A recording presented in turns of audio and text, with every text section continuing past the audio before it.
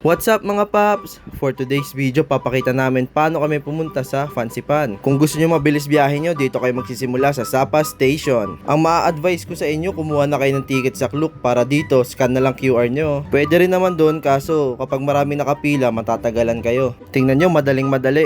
MRT yarn. Ang ganda mo. Ayan, silip-silip pa siya sa labas. Sabi niya, taas. Wow. Eh di ako si Inggit, sabi ko, bidyon mo rin ako. Natapos yung view. Anyways, pagbaba nyo dito sa monorail, may lalakarin pa kayo. Medyo malayo din yun kasi may mga nag-aalok doon na sasakay kayo sa kabayo. Di ko na nabidyohan, kaya ito, pics na napapakita ko sa inyo. Pag akyat namin sa cable car station, ang daming tao. Ang haba ng pila tuloy. Mabilis lang naman yung pila kasi marami namang cable car. Yun nga lang, punuan. Kung gusto nyong masolo yung cable car, siguro sa hapon para unti lang yung tao. Ang bilis. Oh my God. Ang bilis. Ayan na.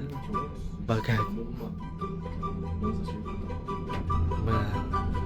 Ay, iba.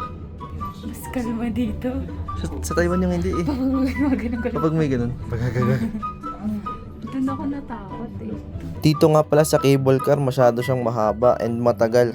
Feeling ko mga nasa 10 to 15 minutes kung hindi ako OA ha. Nung mga nasa 3/4 na kami ng cable car, ito na yung nangyari. Halos wala na kaming makita dito sa sobrang low visibility. Low visibility na. Oh my God. May mga sigbin dyan.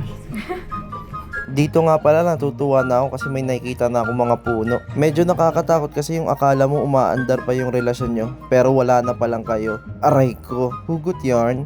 At kaya naman, agad-agad kami bumaba. Tapos nagulat kami sa sunod na nangyari. Ang lamig! Grabe, ang lamig!